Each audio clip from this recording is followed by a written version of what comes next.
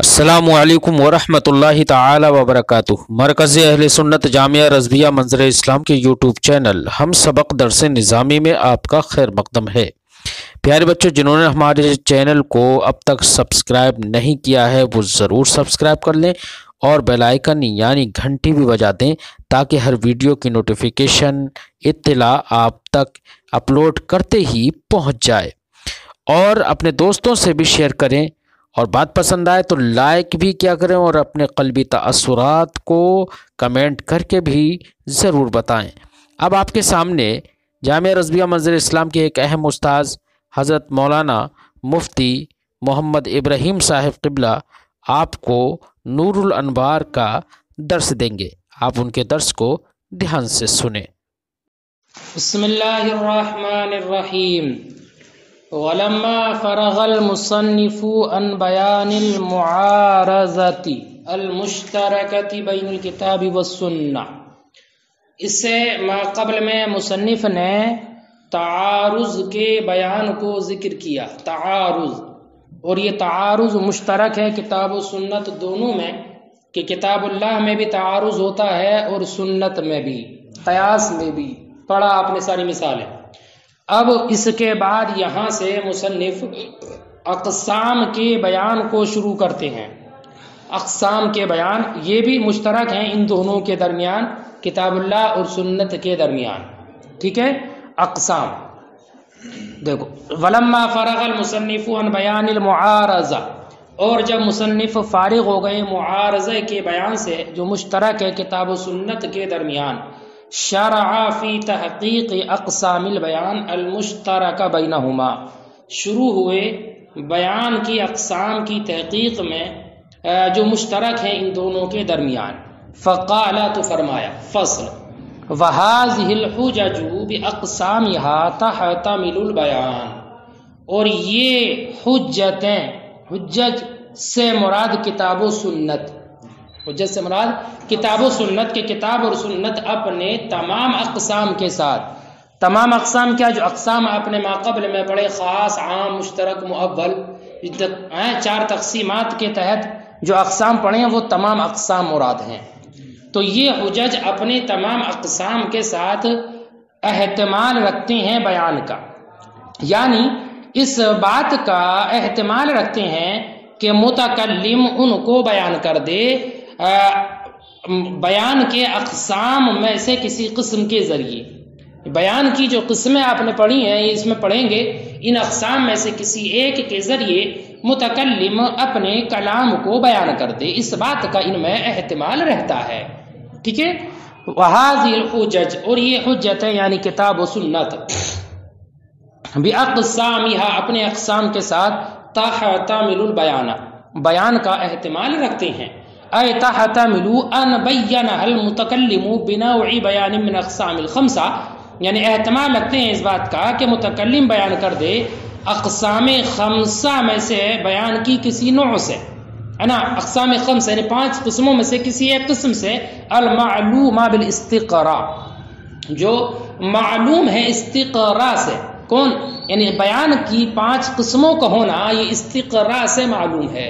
کیا مطلب، یہ کوئی حتمی اور لازمی فیصلہ نہیں ہے کہ بیان کے یہی 5 اقسام ہو سکتے ہیں، ان کے علاوہ نہیں ہو سکتے، بلکہ ہم نے تتبع و تلاش کے بعد جو اقسام لکھے ہیں بیان کے وہ 5 ہیں، ورنہ تو اصول الشاشی میں آپ نے زیادہ پڑھے ہوں گے، کتنے 7 وغیرہ ہے نا، اور بھی کتابوں میں لکھے ہیں، لیکن یہاں پر مصنف نے اپنے جستجو کے بعد جو بیان کے اقسام یہاں پر تحریر کیے ہیں وہ 5 ہیں۔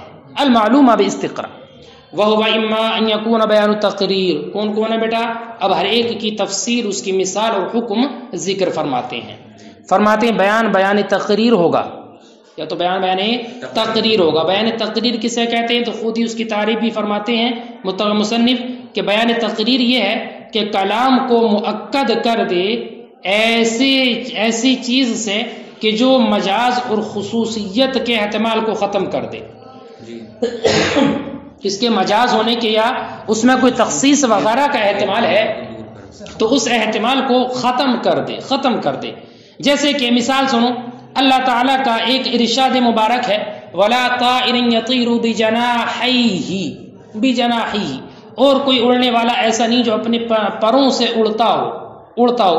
تو طائر جو ہے اس کا معنی اڑنے والا.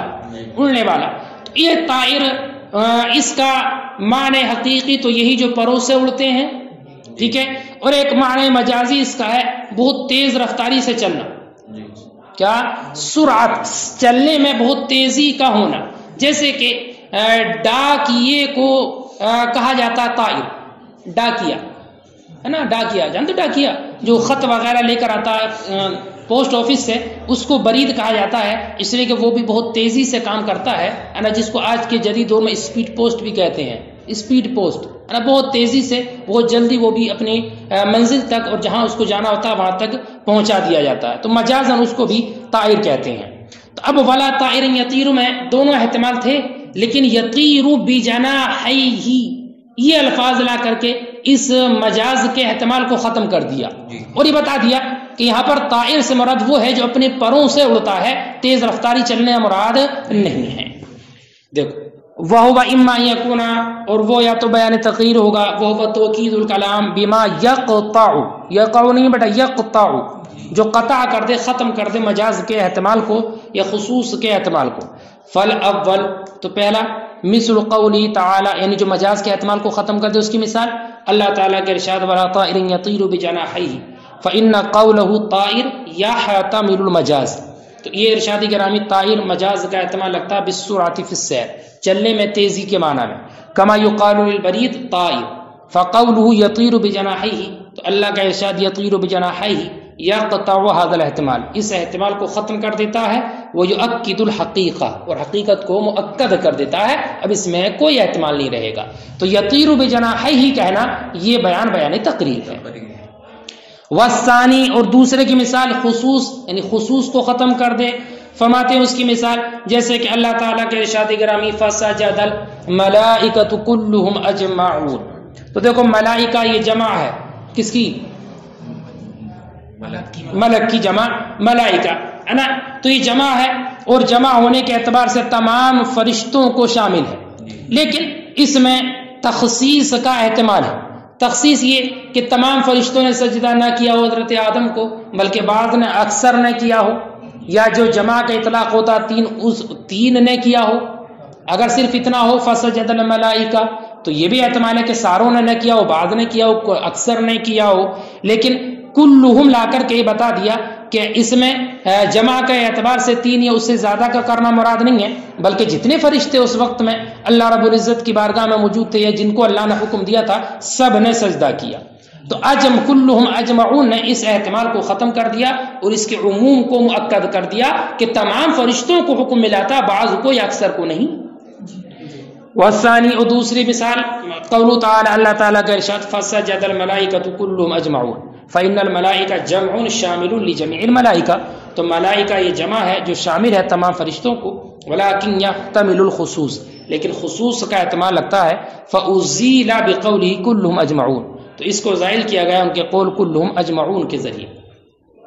ٹھیک ہے، هذا الاحتمالات، تو اس قول کے ذریعے هذا الاحتمال، اس احتمال کو زائل کیا گیا كلهم اجمعون کے ذریعے. وأکد العموم، اور اس نے مؤکد کر دیا ہے عموم کو کہ اس میں عموم مراد ہے، تمام فرشتوں کا سجدہ کرنا مراد ہے. او بیان و تفسیر، دوسری قسم کیا بیٹا؟ بیان تفسیر ہو، جیسے کہ مجمل کا بیان کرنا. کیا مجمل پڑھانا؟ کیا مجمل، ٹھیک ہے. اور کیا اس کے ساتھ میں اقسام؟ خفی، مشکل، مجمل، متشابہ. تو مجمل کا بیان کرنا، ایسی مشترک پڑھیں گے حقیقت، مجاز، مشترک، مؤول وغیرہ. تو مشترک کا بیان کرنا، ٹھیک ہے. تو مجمل کا بیان کرنا مثال جیسے کہ اللہ تعالیٰ کا ارشاد مبارک ہے اقیم الصلاۃ. تو بیٹا نماز کے بارے میں قرآن میں جو حکم ہے نماز پڑھو، اقیم الصلاۃ، نماز قائم کرو. اب نماز کتنے وقت میں کیسے پڑھنا ہے، نماز کا طریقہ کیا ہوگا، کتنی رکعت پڑھنا ہے، یہ تو تفصیل ذکر نہیں ہے. قرآن میں تو صرف اقیم الصلاۃ کہا گیا کہ نماز ادا کرو. اب ظہر کی نماز پڑھنا، نماز کا طریقہ کیا ہوگا، یہ تو قرآن میں کہیں بھی مذکور نہیں ہے. بس میں کہ نہیں، کتنی رکعت پڑھنا ہے، کیسے پڑھنا ہے، فرض کتنے پڑھنا ہے، سنت کتنے پڑھنا ہے، نفل کتنے پڑھنا ہے، یہ تو معلوم نہیں ہے. بس میں کہ نہیں، ایسی آت الزکا یہ مجمل حکم ہے، زکات ادا کرو. اب زکات سال میں کتنی بار دینا یہ کوئی معلوم نہیں ہے. دینا ہے تو کتنی دینا، ربع دینا، چوتھائی دینا، تہائی دینا، سب دینا ہے، آدھا دینا ہے، یہ کچھ بھی معلوم نہیں ہے. لہذا اب اس مجمل کو بیان کی حاجت ہے، اور اس کا بیان ہے حدیث پاک کے ذریعے، سنت قولی سے اور سنت فعلی سے. یعنی سنت قولی بھی اس بات پر دلالت کرتی ہیں، اور سنت فعلی خود نبی اکرم صلی اللہ علیہ وسلم نے ایسا کیا، آپ کا فعل بھی ان کے لیے بیان ہے. ٹھیک ہے. او بیان تفسیر، یا بیان تفسیر ہو، جیسے کہ مجمل اور مشترک کا بیان. فل مجمل، تو مجمل جیسے کہ اللہ تعالیٰ کا ارشاد واقیموا الصلاۃ وآتوا الزکاۃ فلاحقہ البیان بالسنت القولیہ والفعلیہ، تو اس کو بیان لاحق ہوا ہے سنت قولیہ اور سنت فعلیہ کے ذریعے. والمشترک، اور مشترک بیٹا وہ جس کے چند معانی ہوں، تو چند معانی میں سے کسی ایک معنی پر عمل کیا گیا ہو کسی دلیل کی بنیاد پر، جیسے کہ اللہ تعالیٰ کا ارشاد ثلاثۃ قروء ہے نا، یہ مثال آپ نے تفصیل سے پڑھی ہے، کئی جگہ گزر چکی ہے. فرماتے ہیں فَإِنَّ قُرُّ لفظ مشترک، تو قروء یا لفظ مشترک ہے طہور اور حیض کے درمیان. بَيَّنَهُ النَّبِيُّ بِقَوْلِهِ، نبی اکرم صلی اللہ علیہ وسلم نے اس کو بیان کیا اپنے اس قول سے، طلاق الامۃ سنتان وعدتها حیضتان، کہ باندی کے طلاق 2 ہیں اور اس کی عدت 2 حیض ہے. فَإِنَّهُ يَدُلُّ عَلَىٰ أَنَّ عِدَّةَ الْحُرَّةِ 3 حیض، حیض کی جمع، تو یہ دلالت کرتا ہے اس بات پر کہ اس کی عدت جو ہوگی وہ 3 حیض ہوگی، لا 3 اطہار، نہ کہ 3 تو. بیٹا اس کے متعلق تفصیل کئی جگہ آپ پڑھ چکے ہو. وَأَنَّهُمَا يَصِحَّانِ، فرماتے ہیں ان دونوں کا حکم یہ ہے کہ یہ دونوں موصولاً اور مفصولاً صحیح ہیں. کیا کہ اگر ان کا بیان اتصال کے ساتھ ہو، کلام سے متصل ہو کر بیان ہو تب بھی صحیح ہے، اور اگر کلام سے جدا ہو کر بیان ہو تب بھی صحیح ہے. جیسے ہی کلام کہا اس کے ساتھ ساتھ ہی متکلم نے اس کی تفصیل بھی بیان کر دی، تو یہ بیان کرنا بھی صحیح ہے، اور کلام اب ہے اور تفصیل بعد میں بیان کر رہا ہے تب بھی صحیح ہے. البتہ بعض متکلمین حضرات نے یہ کہا ہے کہ مجمل اور مشترک میں بیان صحیح نہیں ہوگا مگر موصولا، یعنی مجمل اور مشترک میں بیان اسی وقت صحیح ہوگا جبکہ موصول ہو کر ہو، متصل ہو کر ہو. اگر اتصال نہیں ہے اس میں بعد میں جدا ہو کر گئے ہیں تو یہ درست نہیں ہے. کیوں؟ اس لیے کہ وہ یہ کہتے ہیں کہ خطاب سے مقصود جو ہے وہ عمل کو واجب کرنا، یعنی کسی سے خطاب کرنا ہے، کسی کو حکم دینا ہے، تو اس کا مقصد جو ہوتا ہے وہ صرف یہ کہ اس پر عمل کو واجب کرنا ہے، عمل کو واجب کرنا. اور عمل کا واجب کرنا یہ موقوف ہوتا معنی کے سمجھنے پر، کہ مخاطب اس پر عمل کرنے کی کوشش اور مکلف اسی وقت ہوگا کہ جب کہ وہ اس کے مفہوم کو، معانی کو سمجھ لے. اور معانی کا سمجھنا موقوف ہے بیان پر، معانی کا سمجھنا موقوف ہے بیان پر. تو اگر بیان مؤخر کر دیا جائے تو اب تکلیف مالا اطاق لازم آئے گی، ایسی چیز کا مکلف بنانا لازم آئے گا جو اس کی طاقت میں ہی نہیں ہے، اس کی طاقت میں ہی نہیں ہے. اس لیے یہ کہا ہے کہ مجمل اور مشترک کا بیان فی الفور ہوگا، اتصالاً ہوگا، بعد میں نہیں ہوگا. البتہ ہمارا مذہب یہ ہے احناف کا کہ نہیں، اتصال ہو یا انفصالاً ہو دونوں طرح سے صحیح ہوتا ہے. ہم یہ کہتے ہیں کہ اگر مجمل حکم دیا بھی گیا بندوں کو تو اب یہ ابتلا کا فائدہ دے گا، اس معنی کر کہ مثلا اللہ کی جانب سے حکم دیا گیا اقیم الصلاۃ، نماز قائم کرو، تو ہمارا بندوں کا یہ اعتقاد کافی ہے کہ اس پر عمل کرنا ہے، اللہ نے جیسا حکم دیا اس کو کرنا ہے. اب رہا یہ کہ اس کا طریقہ کیا ہوگا، تو اس پر طریقہ کرنے کے لیے بیان کا انتظار ہوگا، عمل کرنے کے لیے بیان کا انتظار کیا جائے، اور اس میں کوئی حرج نہیں ہے. اس لیے کہ بیان کا مؤخر ہونا ضرورت کے وقت میں یہ درست نہیں ہے کہ حاجت ابھی ہے بیان کرنے کی اور بیان کو مؤخر کر دیا، تو یہ تو درست نہیں ہے. لیکن خطاب وغیرہ جو ہوتا ہے آپس میں، اس میں بیان مؤخر ہو سکتا ہے. مثلا ابھی حکم دیا گیا کسی فعل کو کرنے کا اور اس کو کرنے کا طریقہ کیا وہ بعد میں بتا دیا، تو اس میں کوئی حرج نہیں ہے. بس میں کہ نہیں. اور ہماری دلیل ایک اور آیت کریمہ بھی ہے کہ جس سے یہ معلوم ہوتا ہے کہ بیان تاخیر کے طور پر بھی صحیح ہوتا ہے. جیسے کہ اللہ نے قرآن میں ارشاد فرمایا فَإِذَا قَرَأْنَاهُ فَاتَّبِعْ قُرْآنَهُ ثُمَّ إِنَّ عَلَيْنَا بَيَانَهُ. فَإِذَا قَرَأْنَاهُ، تو جب ہم ان پر پڑھیں، قرآن کو پڑھیں تم پر، فَاتَّبِعْ قُرْآنَهُ، تو ہمارے پڑھنے کی یعنی جبریل کے پڑھنے کی اتباع کرو، ہے نا، اس کو سنو. ثُمَّ إِنَّ عَلَيْنَا بَيَانَهُ، پھر ہم پر ہے اس کا بیان کرنا. تو ثم تراخی کے لیے آتا ہے بیٹا، ثم تراخی کے لیے، تو اس سے معلوم ہوا کہ بیان تراخی کے طور پر صحیح ہے. اس لیے ہم بھی یہ کہتے ہیں کہ اگر مؤخر ہو کر بھی بیان ہوگا تو اس میں کوئی حرج نہیں ہے. بات سمجھ آ گئی. وَأَنَّهُمَا يَصِحَّانِ مَوْصُولًا وَمَفْصُولًا، اور یہ دونوں بیان موصولاً بھی صحیح ہیں، مفصولاً بھی صحیح ہیں. وَإِنَّ بَعْضِ الْمُتَكَلِّمِينَ لَا يَصِحُّ بَيَانُ الْمُجْمَلِ وَالْمُشْتَرَكِ إِلَّا مَوْصُولًا، اور بعض متکلمین کے نزدیک مجمل اور مشترک کا بیان صحیح نہیں ہے مگر موصولا، لأن المقصود، یہ ان حضرات کی دلیل ہے بعض متکلمین کی، اس لیے کہ مقصود خطاب سے ایجاب فعل ہے، وذا موقوف علی فہم المعنی، اور یہ موقوف ہے فہم معنی پر، اور موقوف علی البیان، اور فہم معنی موقوف ہے بیان پر۔ فلو جاز، تو اگر جائز ہو کیا تاخیر البیان بنا کا مؤخر ہونا، لأدى الى تکلیف المحال، تو ضرور ہی پہنچا دے گا تکلیف محال تک، یعنی ایسی چیز کا مکلف بنانا جس کی قدرت میں نہیں ہے۔ ونحن نقول، ہم کہتے ہیں یفید الابتلاء، یہ ابتلاء کا فائدہ دیتا ہے، کیا اس پر مکلف بنانے کا فائدہ دیتا ہے، باعتقاد حقیہ، ہے نا، اس کی حقیت کا اعتقاد کر کے فی الحال جیسے حکم دیا گیا وہ حق ہے، اس کا اعتقاد کر لیا جائے، مع انتظار البیان للعمل، عمل کے لیے انتظار بیان کے ساتھ۔ ولا باس فی، اور اس میں کوئی حرج نہیں ہے، لأن تاخیر البیان عن وقت الحاجۃ لا یصح، اس لیے کہ بیان کا مؤخر ہونا ضرورت کے وقت میں درست نہیں ہے، اما الخطاب، لیکن خطاب سے بیان کا مؤخر ہونا فیصح، تو یہ صحیح ہے۔